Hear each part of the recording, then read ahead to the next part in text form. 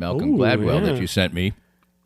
And what I found out, through the whole series, it may have not been that way, but I found them all interesting and fascinating, and in almost each case, I disagreed with the entire premise that Malcolm Gladwell was bringing to the table. Yes, and I'm gonna argue with you because you're arguing with science, Danny. You're arguing with science. Well, I don't want to go down the memory road again because my stories are all 100% true. Okay.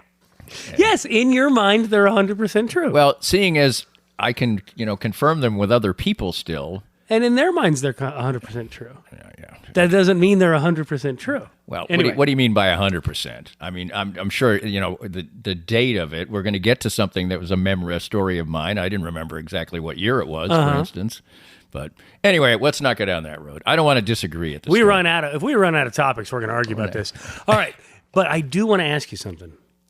You did not know how you were going to get to sleep last time. So did you have to sleep with your looking down at the ground? No. Before the surgery, Before the surgery, you were in your chair, is what you said. Right. A couple nights in the chair. So that was fine.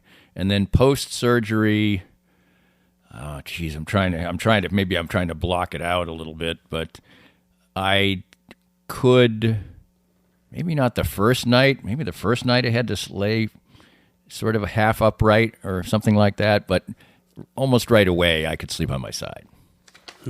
I think right away I could sleep. Stories from 30 years ago are 100% accurate, and we can't remember how we slept last week. Got it, Danny. Well, that's 3 weeks ago. But, and also, this is something I'm trying to almost immediately. I think immediately I could sleep on my side. Got it. Okay, listen. We talked last time.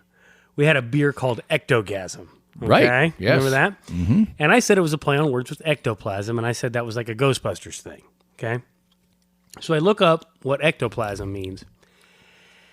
It's a viscous, clear outer layer of the cytoplasm in amoeboid cells. Okay? So I was like, man, I'm wrong. Like a meniscus, sort of? Yeah, I don't know any of those words. Not a science guy, we talked about meniscus one time. We did, yeah. Yeah, and it's a little bubble. If it's water or something, it can be slightly above the edge of the glass. Yes, and not it's spill. also in your knee, right? Right. But then I scrolled down the page a little bit, and I found that it's also a supernatural viscous substance that is supposed to exude from the body of a medium during a spiritualistic seance. Wow. And form the material for a manifestation of spirits. So, la-di-da, I was correct. It's like a Ghostbusters thing, man. Come on now. Yeah, well, I don't have a vivid memory of Ghostbusters. I will say that. No? No, I mean, I liked it okay when it came out, but it's not an iconic film to me. Wow. Bill Murray, I love Bill Murray in many, many things. And, for instance, I think that the first half of the movie Stripes is one of the funniest things ever done. Huh. Yeah, that's a great movie. Now, the back end of it's a little weak. It kind of peters out a little bit. But well, if you look at the story of that movie, I believe there's a reason that it peters out towards when they were making it. Well, I think they ran out of... it was so funny, too. The standard was... every line was like a classic for, joining the Army and such, and a great cast and all that. Did you ever think about joining the Army? I did not, no. Well, I had to think about... I was in the last lottery. We've talked about this before. But did you ever think about... Actually, saying, I'm going to up and join? Yeah, so you wouldn't have to worry about... No. I was hoping. And thankfully, I got a good number, so... Last time I said the top of a wheat stalk is a seed pod. That's what I said. It's actually known as a head or a spike. But it contains a seed pod? Seeds. Yeah. So it's a seed pod. Yeah. I felt a little embarrassed as a farm boy to be calling it a seed pod. But well, I guess it's holding seeds. It's by definition a seed pod, just not called that. Damn straight, Danny. Damn Bunch straight. of farmers didn't know how to name it. That's all. Last time you talked about an ice cube burger trick, my man. That you were going to make burgers, put an ice cube on the top. It was going to make them juicier. I said it seemed like a good idea. The chances of me making a hamburger aren't very high anyway. Well, I did not agree with it being a good idea because I thought, well, the center of the burger is the part that I'm trying to get to cook quicker because the outside gets done first anyway, right? And, also wouldn't the water just dilute the flavor of the burger? Seems like it, although it maybe an ice cube isn't very... A melted ice cube might not be very much water. I guess maybe that. So what did you find? Of all the facts, this is the one I looked up the most because it was unclear, and it's still unclear. So I saw. So if it's unclear, then I would come to the conclusion that you're not going to try this experiment. I might try it. Might try it. Yeah, I might try some with and some without next time. Ooh. Just haven't done burgers yet. Most of the chefs I saw said they didn't like it.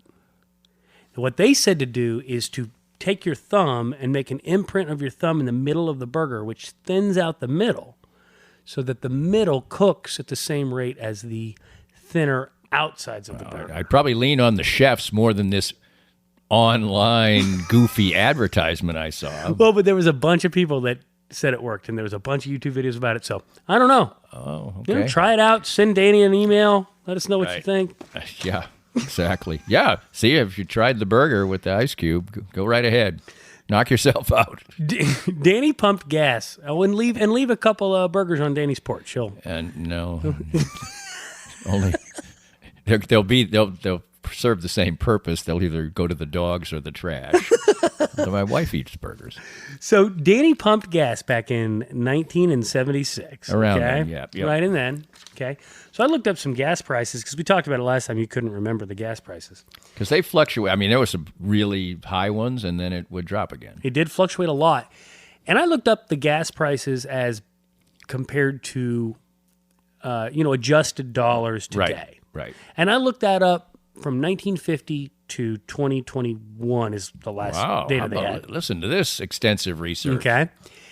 You know what's really, really interesting is that adjusted for inflation, gas pretty much has cost the U.S. consumer the same since 1950. Really? It's crazy.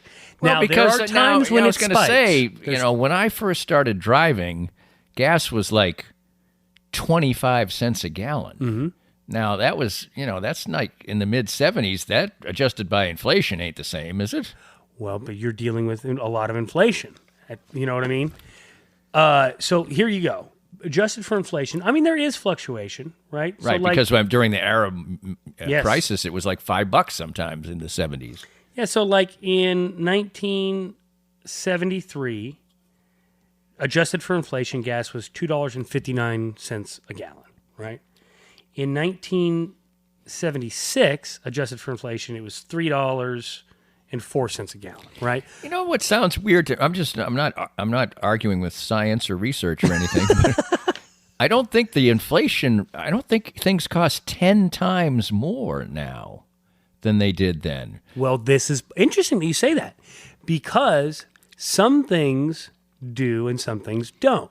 So like I saw a chart that compared it to the price of bread, the price of bananas, the price of eggs, the price of some of those things. All of those things cost us more now than they did then, adjusted for inflation. Whereas fuel, except for a few spikes, has generally stayed around what it costs today. Like, what does gas say? $3.50 a gallon, something like that? Well, it fluctuates wildly too. I mean, within a month, it can be $2.50 to $3.50, and we've paid $5 recently in the last few years. So like, it's for example, so volatile. In 1981, adjusted for inflation, gas was $4.25. Yeah, that's a high. gallon. That's high. Yeah, and that was adjusted for inflation. Yeah, and that's kind of the high water mark of the 80s. But there were times when it was $4.25 then. I mean, yeah, I guess this is an average over a year. I would think so. Yeah, because we think about the fact that it's a lot of it is scam worthy. Yeah, this is median because gas prices go up around holidays when they know people are going to drive more. That's not accidental or market driven. That's just gouging. I just go take a look at ExxonMobil stock price, buddy. Yes, but back in '76. It was costing you about 59 cents a gallon, which adjusted for inflation was $3.04. So things now are supposed to cost 6 times more than they did then? According to this I government know chart, it's more because I see it when Well, no, it's not saying things cost that much more. It's that the dollar is worth right. 6 times. I know what you're saying. I mean, that's a long time ago, Danny. It is a long time ago. It's what, more than 50. Yeah, it's 50 plus years. Anyway, It's a long time ago. You know what else I realized from doing that research what's that, Joe? is that the year I was born, you were the age I was when I graduated college. Okay, right. I sometimes do that with the age. My dad's, has just passed in the last few months, but he's exactly he's almost exactly was exactly my entire life 25 years older than me. Yeah. So I would think, I'm this age now. What did I think about what my dad was then? When I was this age, my dad was this age. What was I thinking about old dad? Well, that's close to our difference. So, Right, there you go. You're an inspiration, Danny. I hope I can hit the golf ball at any time in my life as well as you can hit a golf ball. Given, the fact that, the way the world went, you really literally could be my son.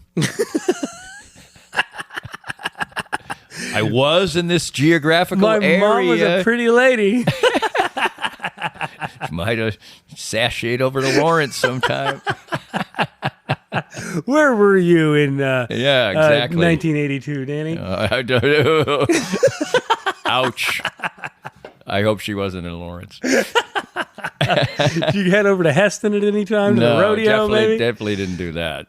Okay, I got one more for you here. Okay, Okay. then we'll go open the diesel next. Okay, yeah, we're gonna split that one. When did people start saying that things sucked? Oh, right, because we did talk about that. You mean, and when did they start saying it, or when was it accepted that you could say it? I've got both. Okay, well, I'm going to say people started saying it like 30 years ago or so. Okay. Maybe more, maybe a little less. But for acceptance, like to say it on the radio, it's been no more than 5 or 6, 7 years, maybe. I don't think. Okay, I've got some what I think are facts for you here, Danny. All right. Okay. Some say it originated in the 70s as a shortening of "it sucks D." Right. I'm not going to say it. Right. Yes. Which they say that phrase originated in the 50s. Okay. Others cite 1950s media as examples of using sucks all by itself. For example, sucks to your auntie is said by one of the kids in Lord of the Flies. And Lord of the Flies came out in 1956. That's a British-y phrase. That's what I was thinking. It's a little Britishy, right? Right. Yeah, that's interesting. But I don't think in the United States, in common parlance, I don't remember it saying it, when I was a teenager or anything. I mean, we'd said other stuff. We said the F word. We said other stuff. But I don't remember people saying stuff sucks. I'm guessing it's like sort of a late 60s, 70s thing is kind of what the vibe I'm getting is when it started to be said. But you know what this podcast is all about? People thinking to themselves, when did? Yeah. That's what all this, exploring your own ectogasm and inner spirit. What was funny was I found some message boards on Quora and Reddit where there were these people like in their 20s, and it's like a post from 2012, and they're like, oh, I think it really originated about 10 years ago. And it's like, no. I think it probably got more popular where everybody said it instead of saying things stink. Well, okay. I think people used to say that things stink. Okay, so here's to speak to that.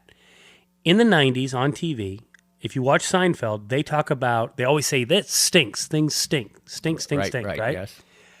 On The Simpsons in the 90s, Bart Simpson's on TV in the episode, and he says, that sucks, man, to Kent Brockman, who's the newsman in Simpsons. And that's the first time The Simpsons said sucks on TV. And that makes sense to me. And Bart Simpson says, oh, can I say that on TV? And Kent Brockman goes, you can't on this network.